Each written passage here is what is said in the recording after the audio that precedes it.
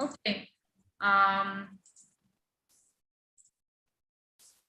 think with that, let me check others as well. Yes, Purvi, do you have anything else to add on? What I would add on is, yes, here there is an ambiguity whether these transfer pricing is applicable to the local entities, the local groups, whether it is just applicable to the between, transactions between two countries. We are yet to see that. We are waiting for those clarifications.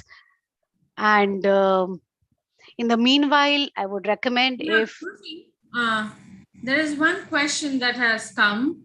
yeah, Whether transfer pricing will be applicable to all intra-group transactions in the UAE? yes, I think, Survi, that's where we have a big question mark. Maybe, I mean, we are not sure on that right now, but possibly, there would be some threshold beyond which the transfer pricing rules will be applicable. You will have to determine the arm's length price if your transaction exceeds a particular value. So that's what we would look out for. But right now, we don't have any clarity on that part. Okay, thank you for that. Another question, can CPCR filing be enough from compliance perspective? As regards CBCR filing, CBCR, as we discussed during our session as well, CBCR has a very basic information about the group entities, the associate enterprise of the whole group. But when it comes to transfer pricing, you might have to do little more than what CBCR is. Okay. Trust that answers your question. Another question from Mr. Adrian, who is linked with us in LinkedIn. Don't you think to implement a TP within a year or so is too premature? This is no, we have 1.5 years. So I would say we can do it. Not a problem. But yes, it has to be acted upon in advance. We cannot wait till June 2023 to decide on our arm's length prices and then accordingly model out our structure out our other transactions. The right time is to act now, to plan, at least because we know, I mean, it's OECD model that is to be followed. We know, OECD model, what kind of methods are used to arrive at an arm's length price. We can at least have an estimate of what is going to be. Okay. Muhammad Awais Khan says, companies with head office in, okay, we are yet to receive the full comment. Okay. Another question, whether there will be TP report required for every transaction? Again, as I said, there would be a possibility. What we anticipate or what we are assuming is when a transaction is beyond a certain limit, yes, you might have to work out the arm's length price and keep the documentation on what basis have you arrived at the arm's length price. So it may not be for every transaction that you're doing, but a transaction which is more than the threshold, I think you need to do all the transfer pricing documentation. Okay, can we take one last question? Okay. I'll take that one.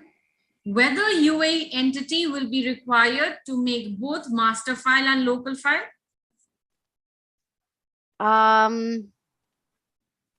UAE entity will surely be required to make a local file, but in case it is headquartered in UAE, then definitely master file also will be required to be maintained here.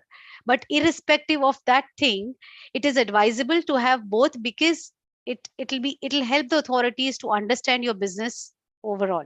So even if the master file is maintained at the head office or the holding companies in the holding company's jurisdiction, better to have a copy here, the replica of the same thing in UAE, just for your document purpose.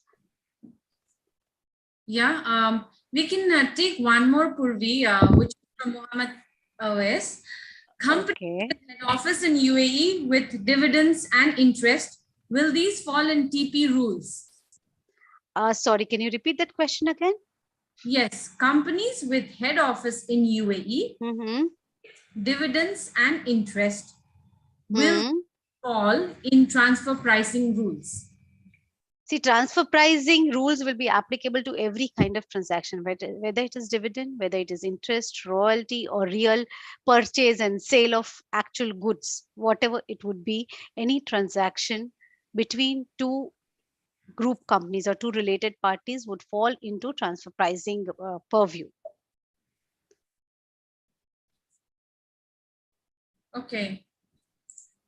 Okay, with that, sharp, we started at 3, so our time is there 3:30. So with that, I think we can end our today's session.